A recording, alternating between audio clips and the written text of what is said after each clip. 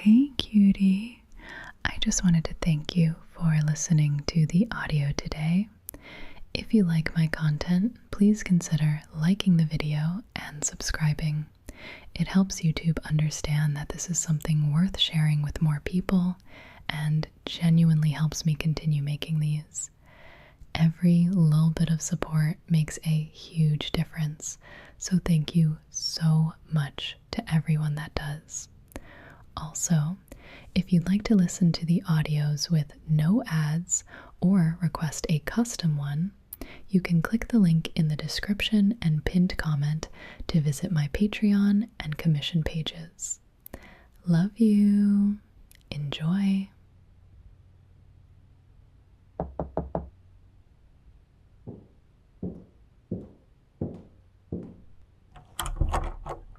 Oh, hey, right on time. Come on in. Yeah, just pull it shut behind you. Make sure it clicks. Usual spot. You know the drill. Want some water before we start? Well, there's a bottle on the table if you change your mind. I'm just gonna grab my notebook real quick. One sec. How was the drive over today? That's good. Yeah, traffic has been, brutal lately. They keep saying it'll get better at summer break. I'll believe it when I see it. Okay. So, before we start, I just want to check in. How have you been?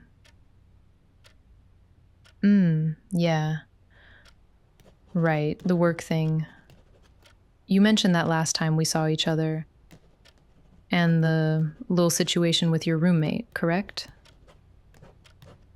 I see. Still trying to organize everyone's schedule. Still feeling like the whole apartment falls apart if you stop running it, yeah?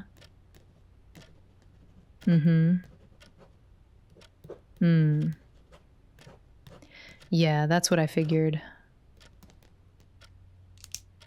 Listen, can I be honest with you about something? Clinically, of course. We've been meeting for what? 6 weeks now? 7? 7, yeah. And I want to acknowledge something I've been sitting with in my notes, because I don't really want either of us to keep dancing around it. The exercises, the cognitive reframing, the journaling assignments I sent you home with last month, they're not landing. No, don't apologize. It's okay. That's not a criticism. I'm saying it because, look, I've been doing this work for over 6 years now. I know what it looks like when the standard toolkit doesn't fit somebody, okay? It's not on you, I promise. What I'm trying to say is your particular presentation operates at a level those tools can't really reach. They're meant for patients who can talk themselves down, and you talk yourself further in. That's just how your mind works, and we're not going to keep fighting that.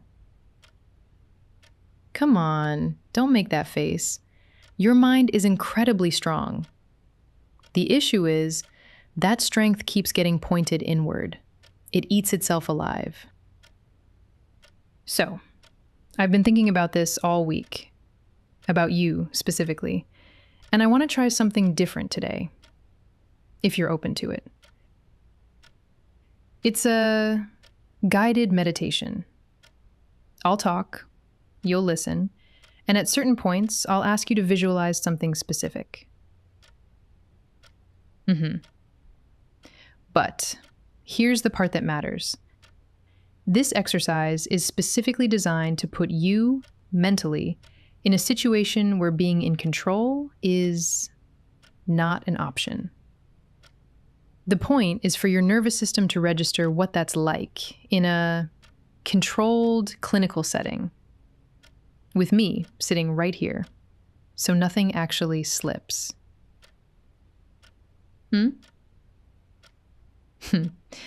Yeah, I get the hesitation. But that's exactly why I believe it'll work. I mean, you've trusted me this far. So, what do you say? You know I wouldn't try something if I didn't think it would help you, right? Perfect. All right, settle in. You can put your phone down on the side table. Now, both feet flat on the floor, hands on your thighs. Turn your palms up.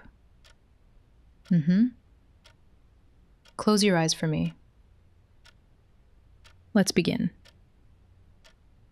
Before we go into the visualization itself, I want us to do a quick grounding exercise. Okay? Standard practice, nothing fancy. I want you to notice 5 points of contact where you're touching something solid. Want to do it together? Let's see. Your feet on the floor, that's 1. 2 could be the back of your thighs against the seat. Yeah.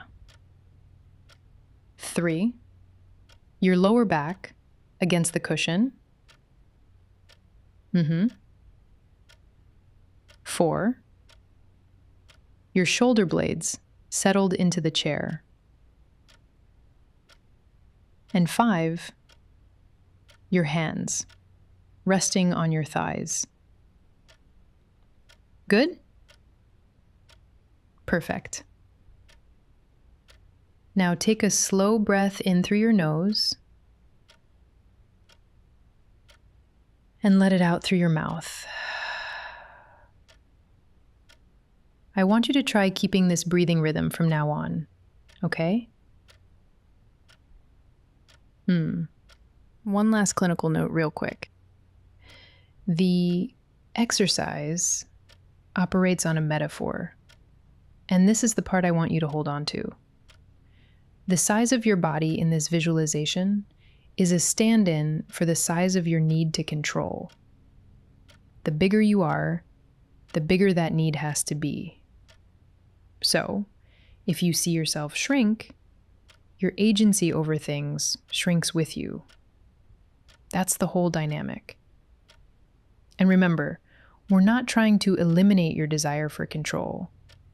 I'm trying to help you scale it down to something your nervous system can actually deal with. Also, you may experience some mild dizziness about halfway through. No need to panic when it happens. It's just your vestibular system adjusting to the imagery.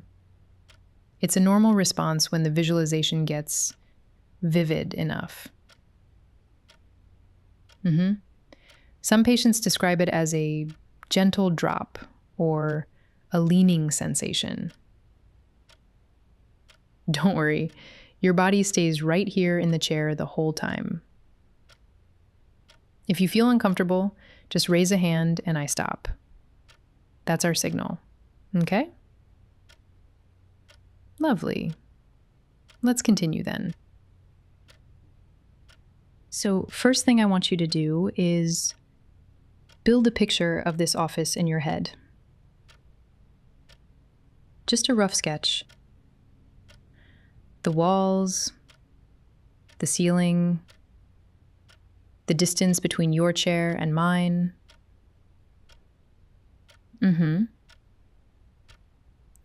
Now, focus on my voice and try to breathe very slowly, just like we practiced before. I want you to imagine the scale of this room shifting. The ceiling pulling further up, the seat beneath you getting wider and wider. Just let the edges of the room drift further and further away. The leather of the chair turning into this massive, endless surface. You have no need to hold on to any of it. As your perspective gets smaller, the heavy things you've been carrying just evaporate. There's nothing for you to manage here. No schedules, no fires to put out, just the quiet, heavy feeling of sinking into the cushion, completely out of reach.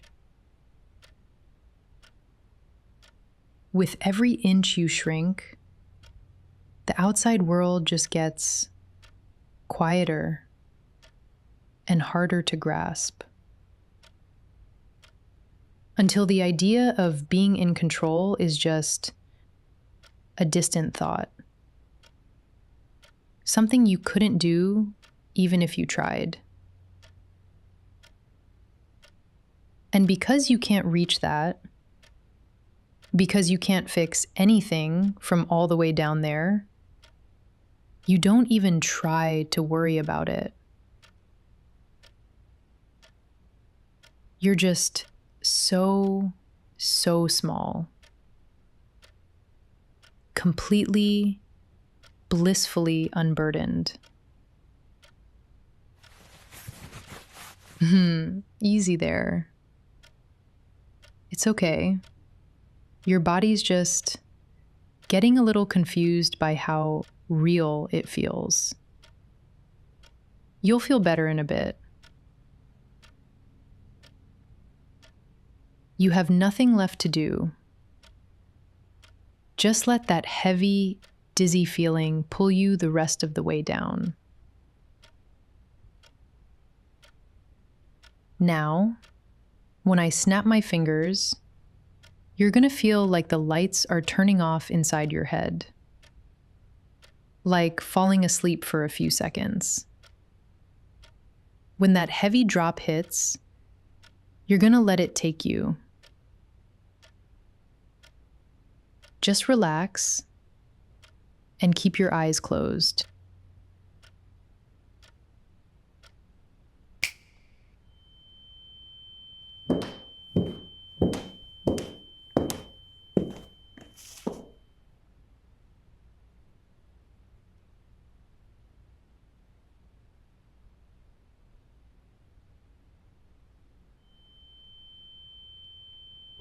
Hey there. Take your time. I know it's a lot to process. Yeah, the overhead light is a little bright. I know. Just blink for me.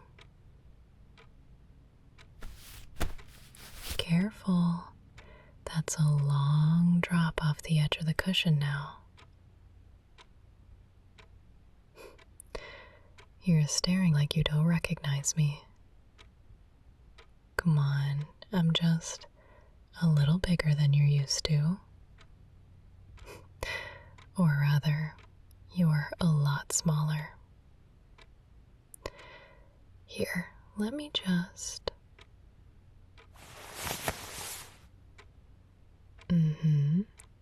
Step on. I'm not asking. Step onto my fingers. There we go. Easy, easy. I've got you. You don't have to grab my thumb like that. I'm not gonna let you fall. Gosh, you're so incredibly light. It's almost intoxicating, holding all of you in one hand. Your whole body is barely the length of my index finger.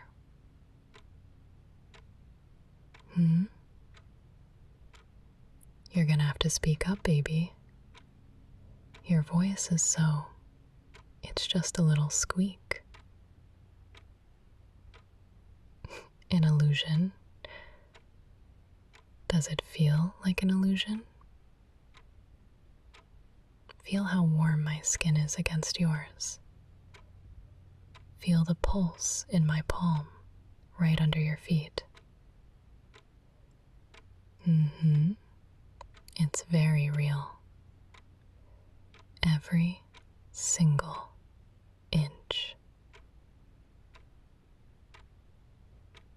Well, you asked me to help you with your control issues, so I did. Just not the way they teach in med school. I know. But honestly, every time we see each other, watching you walk in here, sit there so tense, trying to manage every little variable, it was driving me crazy. I'd sit across from you, pretending to write notes, but really I was just wondering what it would take to make you completely dependent on me. You're so desperate to hold on to everything, fighting me every step of the way. And the more you fought, the more I thought about taking it all away. Completely. Making you so helpless. You wouldn't have a choice but to let go. I tried to ignore it. I really did. I kept listening to you, giving you exercises.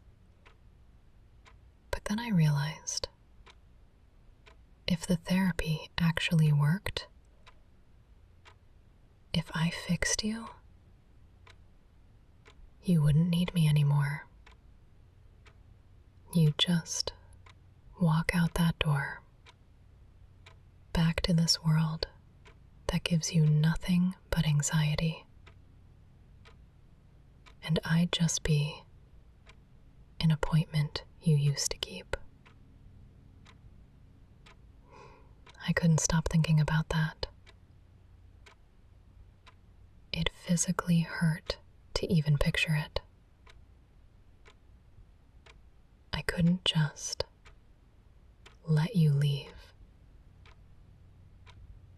So I changed the treatment plan. I found a much more permanent solution. Look at you. So small. So fragile in my palm. I can feel your tiny little body trembling with every word I say.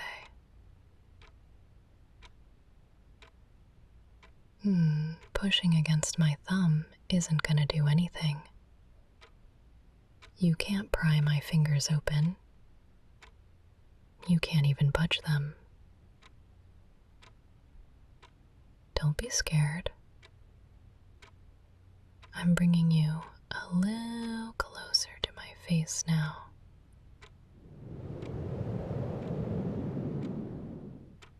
Look at me. You don't have to worry about managing your life anymore. I am going to manage you. Every single second of every single day. This is the ultimate surrender, isn't it? The one thing you could never do on your own. Just being owned, held in my hand, completely at my mercy. If if I fold my fingers over you right now, your entire world goes dark. You're entirely dependent on me for light, for warmth, for safety.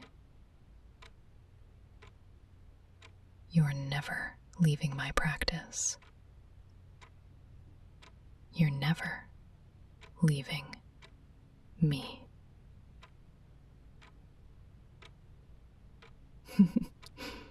Oh, you look so adorable begging.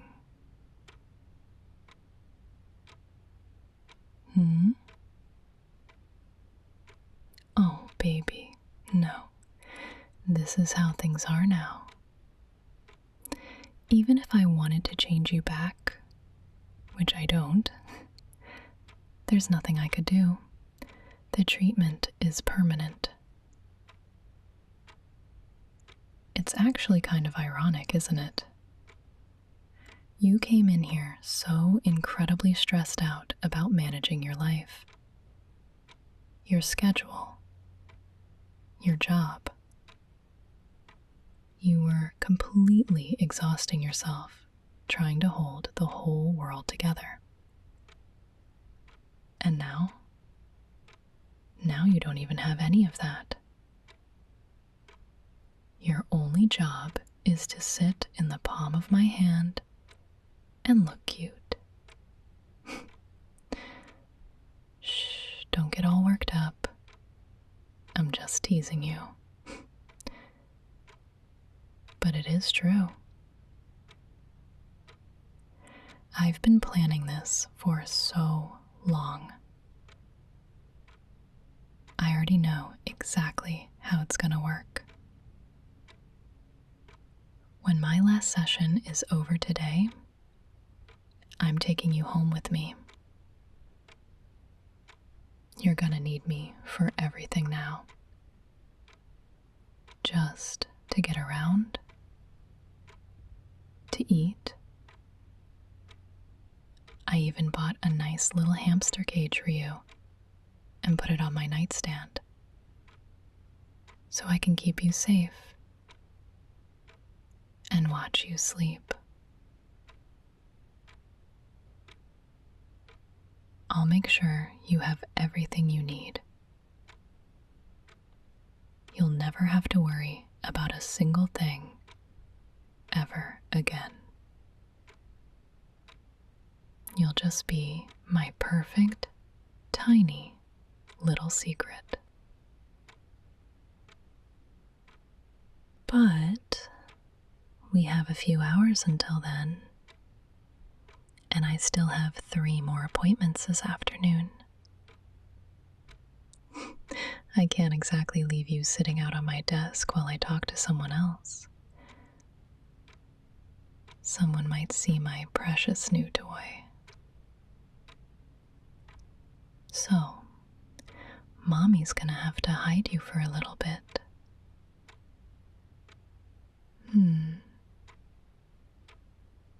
What do you think of my skirt pocket? Don't look at me like that. It's the safest place we have now. Come on, stop being such a scaredy cat. I know it's dark in there, but you'll be right against my hip the whole time. You'll hear my voice, feel me moving,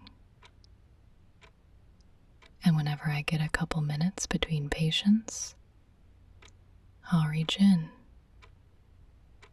play with you a little bit, rub my thumb over your head, just to remind you who's in control.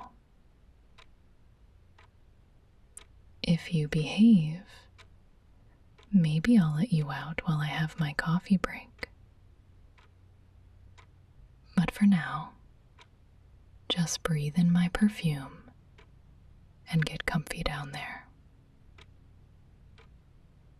I'll play with you later, boy toy.